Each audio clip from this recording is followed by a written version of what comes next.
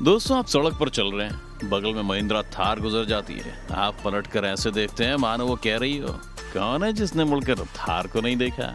क्योंकि आज की तारीख में थार गाड़ी की पू है जिसको हर कोई पाना चाहता है, मगर हासिल करना हर किसी के बस की बात नहीं होती। मगर क्या आप जानते हैं कि कार लवर्स के दिलों से खेलने ये गाड़ी भारत में बिल्कुल ना होती अगर दूसरा विश्व युद्ध ना हुआ होता। जी हाँ, इस गाड़ी की कहानी और सफर भी एकदम बेहतरीन है। तो आज हम जानेंगे थार के बारे में कि कैसे 4 टायर वाली ये जीप आज हर भारतीय से लेकर इंटरनेशनल लोगों की पसंद बन चुकी है।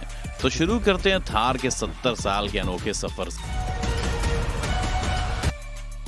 द्वितीय विश्व युद्ध और हालात की मांग। दोस्तों, ये बात बिल्कुल सच है कि थार भारत को सेकेंड वर्ल्ड वॉर के दौरान ही मिली। ये बात है उस समय की जब पूरी दुनिया के देश एक दूसरे का नामो निशान मिटाने पर तुले हुए थे। अब जब युद्ध अपनी चरम सीमा पर था तो हर जगह हथियारों और सैनिकों को भेजा जाने लगा। इसको करने के लिए फाइटर प्लेन्स, टैंक्स और ट्रक्स का इस्तेमाल किया जाने लगा। फिर भी ये सब इतने कारगर नहीं थे। साथ ही इन सब में आने जाने में बहुत ही खर्चा आ जाता था। इसीलिए अब अमेरिकी सेना को एक ऐसा व्हीकल चाहिए था जो हर तरह के इलाकों में चल सके, जो टैंक या ट्रक जितना हैवी ना हो और साथ ही जिसे एयर ड्रॉप भी किया जा सके। इसके लिए देश भर की ऑटोमोबाइल कंपनियों से डिजाइन मंगवाए गए, जिसमें सबको आदेश था कि वो ऐसी कार बनाए जो रफ एंड टफ भी हो और साथ ही तेज भी। इसमें सबसे पहले शुरुआती डिजाइन बैंटम कंपनी ने दिया। मगर इस कंपनी का देखा जाए तो ये इतनी बड़ी संख्या में कार का निर्माण करने के लिए सक्षम नहीं थी।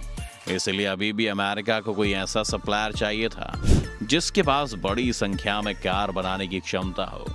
फिर इसके बाद विली और फोर्ड कंपनी सामने आई और उन्होंने भी अपनी डिजाइन पेश की और उस पर मोहर लग गई। इस तरह से जीप वजूद में आई, जो कि अब एक रफ एंड टफ गाड़ी थी जो पहाड़ों पर भी चल सकती थी। साथ इतनी तेज और ड्यूरेबल थी कि छोटे मोटे धमाके और हमलों को झेल सकती थी। ऐसा होते ही विली ने 1940 में जीप ट्रेडमार्क रजिस्टर करवाया और जीप को अपने नाम कर लिया। आपको बता दें कि वर्ल्ड वॉर में ये गाड़ी इतनी कारगर साबित हुई कि युद्ध के दौरान करीब 6 लाख कारें बनाई गईं और धीरे धीरे ये फौजियों के रुतबे की पहचान बन गई। विली की जीप भारत लाए महिंद्रा। अब जब 1944 में विश्व युद्ध खत्म हो गया तो जैसा कि अमेरिका की आदत है, मतलब पूरा होने के बाद वो किसी को पहचानता नहीं है। इसलिए अब जब युद्ध नहीं था तो डिमांड भी नहीं थी। डिमांड नहीं थी तो अमेरिकी सेना ने जीप खरीदना कम कर दिया। मगर विली भाई साहब को अपनी कंपनी चलानी थी, इसलिए इस समय उन्होंने बची हुई गाड़ियां आम लोगों को बेचना शुरू कर दिया। अब जिस मॉडल की बात हम कर रहे हैं उस मॉडल का नाम CJ2A था। मगर जितनी ये गाड़ी वर्ल्ड वॉर 2 में फेमस हुई थी उतनी आम लोगों के बीच इसका जादू नहीं चला और इसकी बिक्री बिल्कुल भी अच्छी नहीं हो रही थी। अब जब विली भाई साहब की कंपनी बिल्कुल बंद होने वाली थी तो ऐसे में पिक्चर में आए भारत के 2 बिजनेस टाइकून JC महिंद्रा और KC महिंद्रा, जो कि उन दिनों अमेरिका पहुंचे।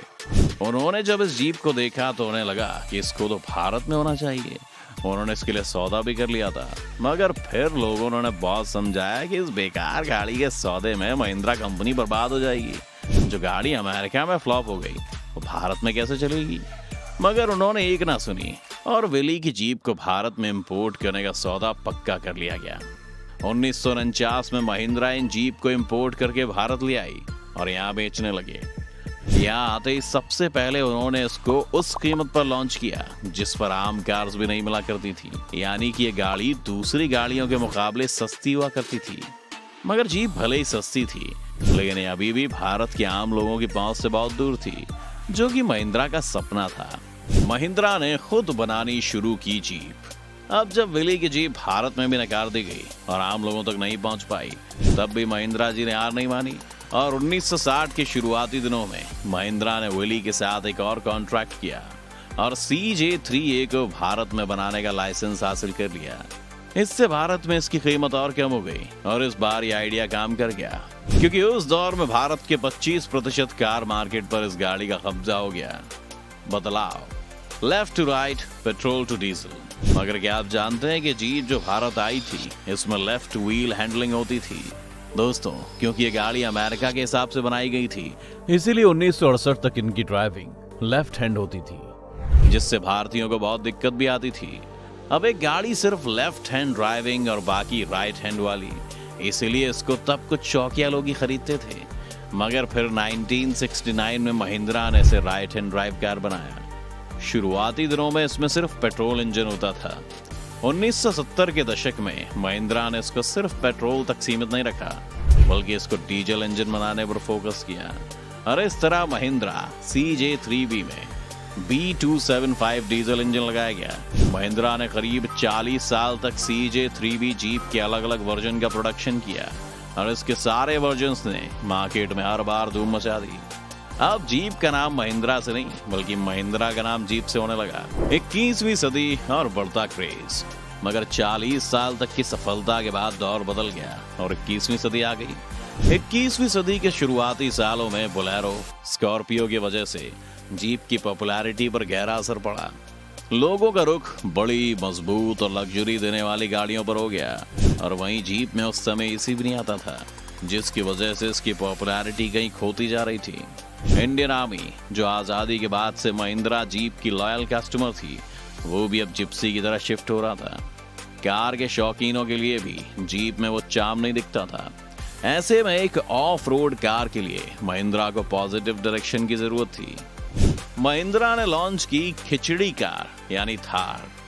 अब जैसा कि हम सब जानते हैं कि महिंद्रा कभी हार नहीं मानते, इसीलिए उन्होंने अक्टूबर 2010 में महिंद्रा थार भी लॉन्च कर दी, जिसको एक खिचड़ी कार भी कहा जाता था। और ऐसा इसलिए था क्योंकि यह स्कॉर्पियो, मेजर और CJ5 से इंस्पायर्ड एक मिली जुली गाड़ी थी, इसलिए इसको खिचड़ी कार का नाम दिया गया। इसके लुक एंड फील ने ऑफ रोड ड्राइव के शौकीनों को अपनी तरफ आकर्षित किया। हालांकि अभी भी ये रोजाना के इस्तेमाल और सेफ्टी इश्यू की वजह से बिक्री में पीछे थे। 2015 में महिंद्रा ने इसे अपडेट करके रीलॉन्च किया। इससे थार ज्यादा आकर्षक बन गई और फिर हल्का हल्का लोगों में क्रेज आने लगा। मगर तभी स्टोरी में एक और ट्विस्ट आया। अब कार्स को लेकर सरकार ने नए नियम लागू कर दिए थे, जिसमें महिंद्रा थार फिट नहीं बैठती थी। अब फिर से इसकी बिक्री गिरने लगी और अब थार कंपनी के पास अंतिम 700 गाड़ियां बची थी जिन्हें उन्हें बेचना था। इसलिए 2019 में अंतिम बची 700 कार बेचने के लिए कंपनी ने थार 700 एडिशन निकाला। इसमें आनंद महिंद्रा के सिग्नेचर और स्टिकर लगाकर इसे बेचा गया। अक्टूबर 2020 में महिंद्रा ने एक बार फिर थार का नया वर्जन लॉन्च किया और अभी इतना पॉपुलर हो गया है कि लोग इसे हाथों हाथ ले रहे हैं। एक साल के अंदर 75,000 गाड़ियों की बुकिंग हो चुकी है और करीब 1 साल का वेटिंग पीरियड चल रहा है। तो अब आप समझ सकते हैं कि कैसे आज की पसंदीदा गाड़ी कितना लंबा सफर तय करके हमारे सामने आई है। तो आपको कैसी लगी थार की ये कहानी, हमें कमेंट करके जरूर बताएं। इसी के साथ हम चलते हैं, मिलेंगे आपसे अगली वीडियो में।